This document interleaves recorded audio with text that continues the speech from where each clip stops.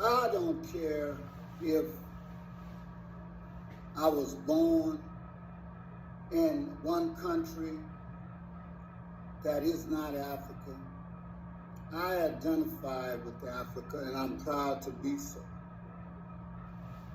I believe my roots, which have been wiped away, never talked about, can't be found unless I go to a European agency who is going to tell me what they have found in my DNA and tell me the truth.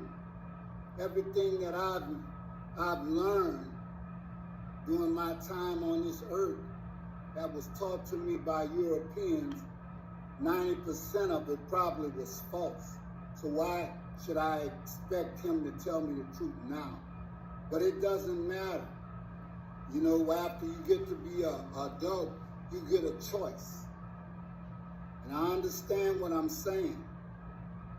I tell you, I say this because all the images, negative images, ever since I was watching Tarzan all the way up to now, most of the time it's of an Africa that is poor, there's nothing to be proud of, does not have anything to offer the world, did not do anything in history, and you lied about that, and so you, as far as I'm concerned, the powers that be, who control the media, who control the narrative, who would make people think that they did not do nothing of substance in this world. You lied to us then, and I believe that you never stop. I want to let you know the reasons why I feel the way that I do. Because now that you have taken the sheets off and we know who you are, it is an all-out war against people of color. You're the hunter and we're the game, obviously. And a lot of times, in fact, most of the time, the hunter always gets what he wants. But every now and then, the hunter gets captured by the game. You may not know what I'm talking about, but just listen. I love to be a part of a community that is rising up from the ashes of European domination. You don't want to leave that country alone, my country alone. I love Abraham Traore. In the Bible, it talks about David and the love that he had for another man. I'm talking about that type of love. The love that somebody across the waters, a black man from across the waters, would tell a president and countries to leave black Americans alone. And most of us are too cowardly to give him the support and acknowledgement that he so richly deserves. See, he doesn't even want to be a politician. That's what makes him so dangerous. That's what makes him so great. Oh, but don't let me stop there. You see, Niger, Mali, oh, they deserve all the respect and recognition that they have garnered from me also. And don't you think for a minute that just because I haven't mentioned those presidents' names that I don't respect them. They walk in line with Abraham Traore. There's not just one line, there are 3 lines. And them lines are getting alliances that the world despises.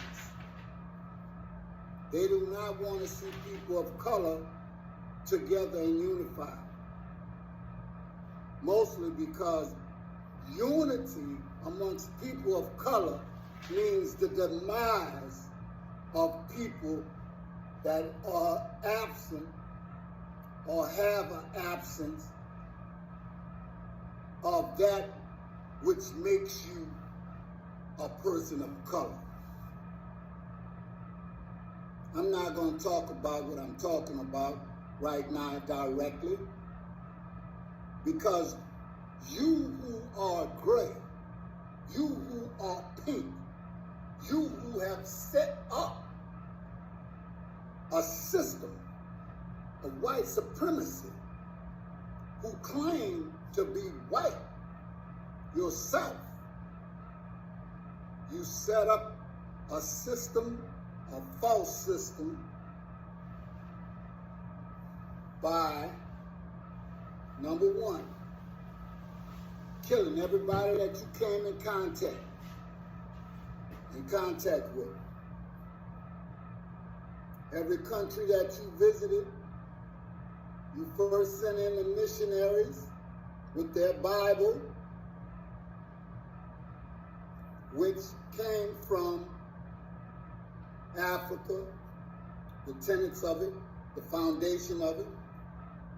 But what did you do? You took it and you changed. You changed things. You made it your Bible. And you made it reflect the principles and the rhetoric that you wanted people of this earth to believe, so that you could take control of the wealth, resources, the mines, the land, and everything that you could suck out of these people, especially out of African people. But we are not the only ones. We're talking about Mexico, Peru. We're talking about any country where there's people of color and there's resources to be had. They were fair game. And you killed our leaders so that we would always be in a constant state of evil and divided. You have taught people of color to hate each other so much that when they look in the mirror, they see somebody that they hate. They see people that they want to be, but can never be. And this is the sad part about all of that. The people that you want to be you. The word that I didn't say a minute ago was melanin. The absence of melanin makes you look pale. You see, Europe has always been in a warlike state, even when we ruled it. But we brought technology in a time when you were still sleeping with animals, letting them run through the house. You didn't even know what a bath was. Those years that the Moors were supposedly in charge in Spain, and they were.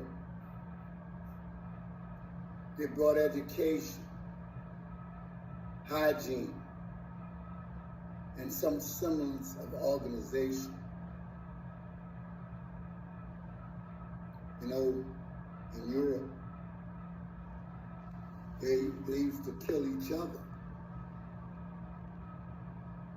And they had to come to the conclusion that if they kept living the way that they were living, fighting each other, that they were going to kill each other off.